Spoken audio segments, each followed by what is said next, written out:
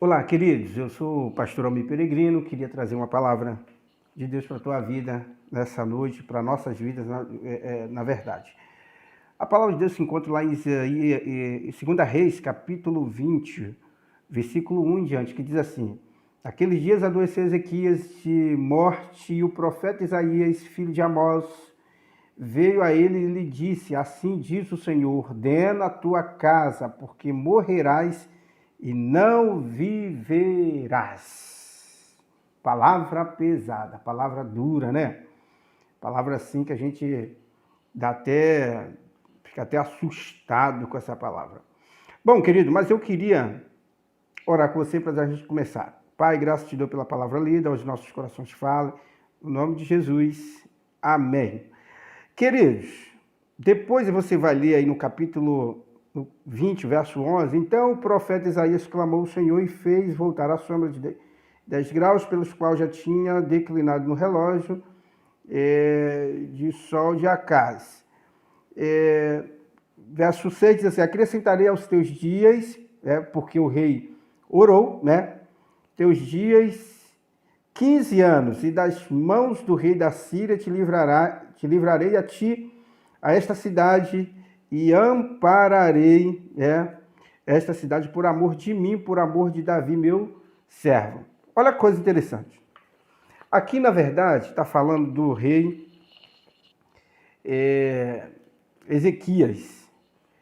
E interessante nessa palavra, porque o próprio Deus, né, através do profeta Isaías, né, falou para o rei: olha, vai lá, põe em ordem a tua casa, porque Deus recolherá ela. Aí a gente vê isso aqui no livro de 2 Reis, capítulo 20, né, falando sobre isso. Agora sim, aqui para nós, se eu fosse colocar um tema nessa ministração, nessa pequena ministração, seria: põe em ordem, põe a tua casa em devida ordem. Põe a tua casa em devida ordem, ou põe a tua casa em ordem. É uma ordenança, que é um imperativo, né? Está falando aqui com o rei. Aí ele orou, a gente sabe que ele orou, né? Esse texto aqui é lindo demais. Orou e Isaías voltou e deu a orientação que o próprio Deus orientou, dizendo que ele teria que acrescentar ali, ou ele ia acrescentar mais 15 anos na vida daquele rei. Agora, o que nós precisamos entender? Primeiro, entender que essa casa pode ser orientada pela casa espiritual. Põe em ordem a tua casa espiritual. Essa leitura a gente pode fazer. E aí, quais seriam essas ordens espirituais? Primeiro, as suas orações estão em dias. A sua vida com Deus está em dia. A leitura da palavra de Deus está em dias. A presença nos cultos estão em dias. Como o apóstolo Paulo disse: examine-se, pois, o homem a si mesmo. O salmista, ele orientando as nossas vidas, diz assim: sonda-me, ó Deus, e vê se há em mim algum caminho mau, e me conduz para o caminho correto. Qual o caminho que você tem seguido? Qual a estrada que você tem percorrido? Ele diz aqui: põe em ordem a sua casa. Segundo, a gente pode entender desse texto aqui, para tirar os nossos ensinos, pode-se entender aqui também: põe em ordem a sua casa, no que diz respeito à saúde.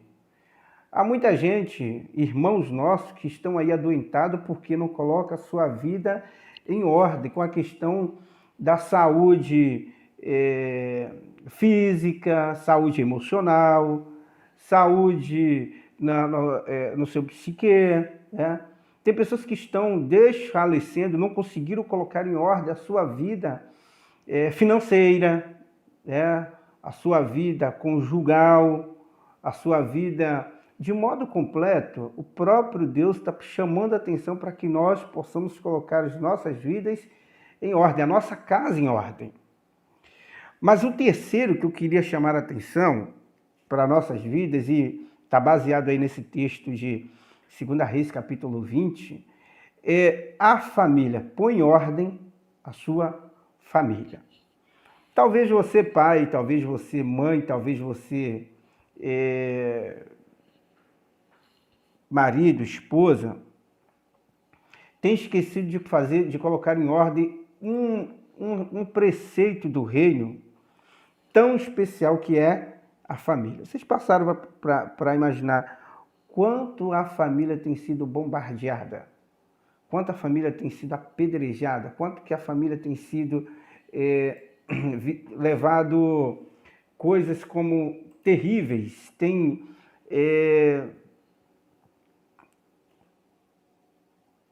acontecido coisas terríveis no sentido de maltratar, esposo separando a esposa, filhos tratando os pais de qualquer jeito, e nós, como chefes de casa, estamos esquecendo de pôr em ordem, de um princípio que o próprio Deus nos deu.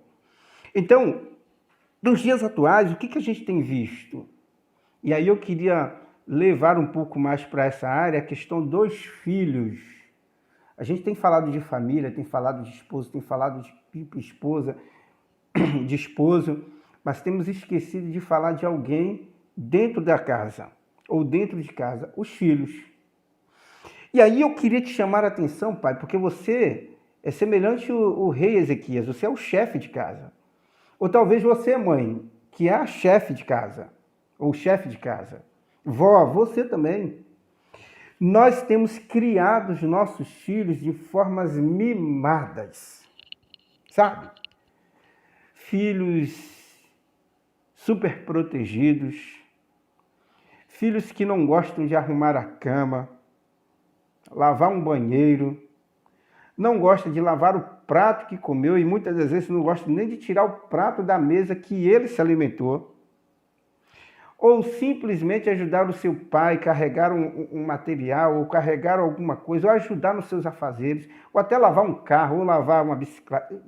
Um monte de filhos que nós estamos criando como filhos preguiçosos, mimados, filhos desobedientes, filhos que, na verdade, têm maltratado seus pais, filhos que têm sido ingratos, filhos que comem, que bebem, que têm alimentação, que têm roupas boas, que têm sapatos bons, que têm uma série de coisas dentro de casa e são ingratos, maltratam seus pais, falam palavrão com seus pais, questionam seus pais com tudo, xingam seus pais, respondem seus pais, né? Trazem notas vermelhas na sua escola, não querem estudar, não querem fazer absolutamente nada. Na verdade, se tornam donos da verdade, né? E aí isso se aplica tanto a filhos como a netos, tá? Mas sabe quem é o culpado muitas vezes disso tudo? Você, pai. Você, mãe. Sabe por quê? Porque você criou seu filho exatamente como ele está hoje. Não estou dizendo que não há tempo ainda, dá tempo ainda de você corrigir, até porque você que paga o alimento dele, as coisas que eles precisam, filhos que completam 18 anos, 20 anos, 25 anos, 30 anos, 40 anos, continua com os pais. E muitas das vezes os filhos que arrancam a aposentadoria dos pais. Filhos que estouram o cartão de crédito dos pais. Filhos que são verdadeiros, desculpa da expressão da palavra, mas filhos que são verdadeiros arrancadores de tudo dos seus pais. E muitas vezes não cuida deles, né? Deus está chamando para você colocar em ordem a sua casa. Põe em ordem a sua casa. Isso está no âmbito da vida espiritual, está no âmbito da saúde física, está no âmbito da família, dos filhos. Se a gente não colocar ordem em nossas casas, nós vamos perder os nossos filhos para o mundo. E vão ser os filhos que vão crescer aí, procurando fazer as coisas que o mundo agrada, procurando comprar e não pagar. filhos que não são comprometidos com a honestidade, envolvidos em corrupção, uma consequência de coisas, porque nós criamos nossos filhos dessa forma, mimados. Eu lembro que meu pai, eu até quando ia chorar diante dele porque eu briguei na rua ou porque eu fiz alguma coisa que não era pertinente, ele dizia: engole o choro, você é homem e resolva seus problemas. Às vezes tem um problema na escola, o pai não consegue deixar nem o professor falar o que aconteceu. Muitos dos pais, tomara que não seja você que faça isso, vai lá e bate nos professores, metem a mão nos professores, porque tem criado filhos mimados.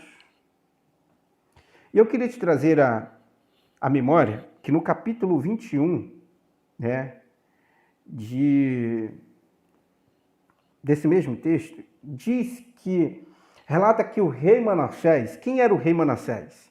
Era o filho de Ezequias, o rei Ezequias que tinha 15 anos, que acrescentou mais 15 anos para a vida dele.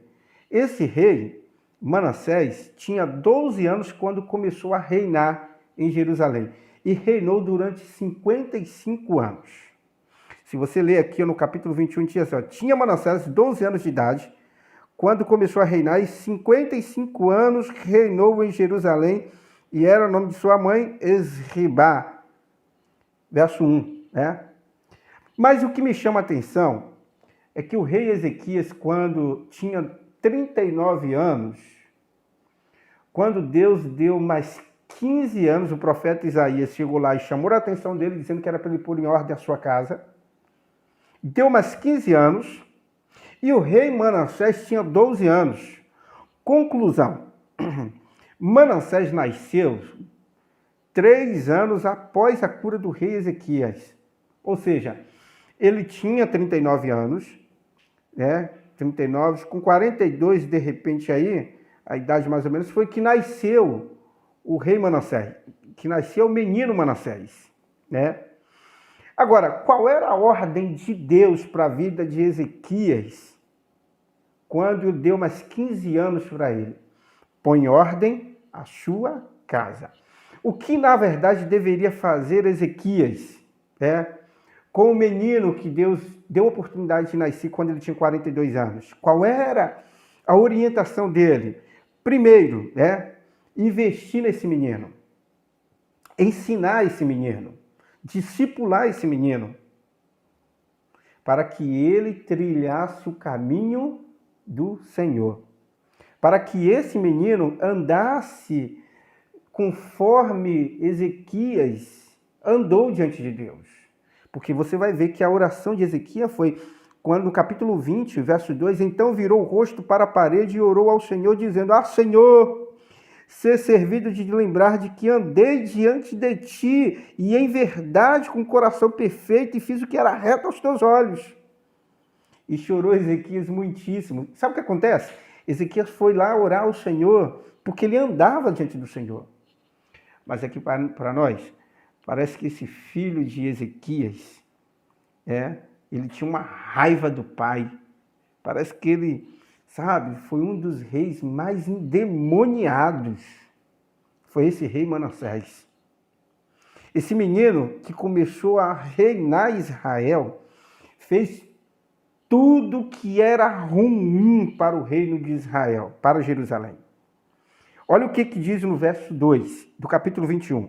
E fez o que era mal aos olhos do Senhor, conforme as abominações, até o verso 7, dos gentios que o Senhor desterrava de suas possessões diante dos filhos de Israel. Porque tornou a edificar os altos que Ezequias, quem era Ezequias, seu pai, tinha destruído, e levando altares a Baal, e fez um bosque como que fizera Acabe, rei de Israel. Quem era Acabe? Um idólatra. E se inclinou diante de todo o exército dos céus, e o serviu e edificou altares na casa do Senhor, de que o Senhor tinha dito em Jerusalém: porei o meu nome. Também edificou altares a todo Israel dos céus, em ambos os atos da casa do Senhor, e até fez passar o seu filho pelo fogo. e adivinhava pelas nuvens, e era agoureiro. E instituiu adivinhas e feiticeiros na casa de Deus, ó. E prosseguiu em fazer mal aos olhos do Senhor para provocar a ira do Senhor. Depois disso que ele fez uma escultura de imagem no bosque que tinha feito, e dissera a Davi, a Salomão, filho, nesta casa de Jerusalém, que escolhi de todas as tribos de Israel, porém o meu nome para sempre. Olha que menino desgraçado. O que Deus falou para Isaías, para que ele falasse para Ezequias: põe tua casa em ordem, organiza tua casa. O que esse rei fez? Absolutamente nada pela ordem que foi dada a ele. Ezequias não colocou a casa em ordem. Tudo que foi abominável, o filho dele fez. Não basta apenas você andar com Deus. Pai, mãe, querido, querida, não basta apenas você andar com Deus. Você precisa ensinar os seus filhos a andar com Deus. Você precisa que os seus filhos caminhem com Deus. Você precisa direcionar os seus filhos. Não adianta você ganhar tudo e perder a sua casa. Em Jeremias capítulo 15, eu queria fazer a leitura com vocês. Deixa eu abrir aqui. Jeremias capítulo 15, diz assim, fala que